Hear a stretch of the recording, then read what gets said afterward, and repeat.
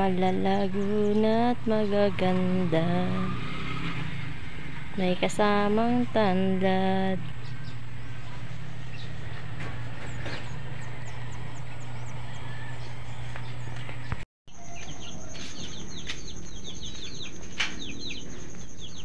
Hello mga beshi, dahil naubusan tayo ng gasoil, dito tayo nagluto sa apoy at kahoy.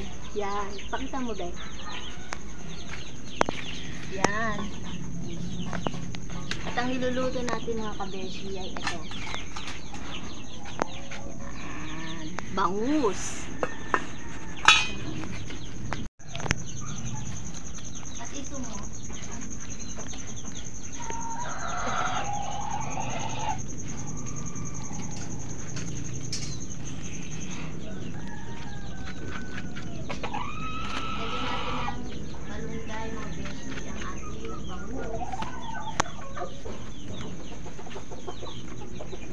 Bawang bangus.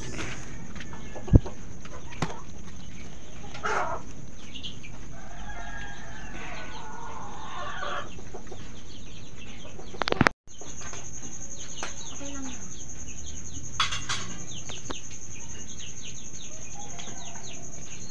Masustansya. Mga fish. Galing sa ating bakuan. Ating pansahog sa sinabawang bangus. Malangkay.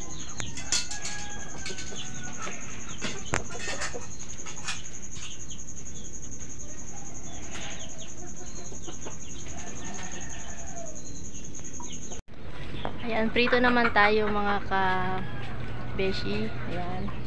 Prito na lang tayo matatapos ng ating pagluluto sa ating kahoy.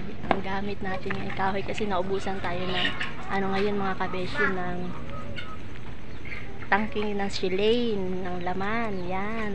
Kaya para-paraan lang para makaluto tayo ng ating pananghalian, ulam. Ayan mga ka-beshi.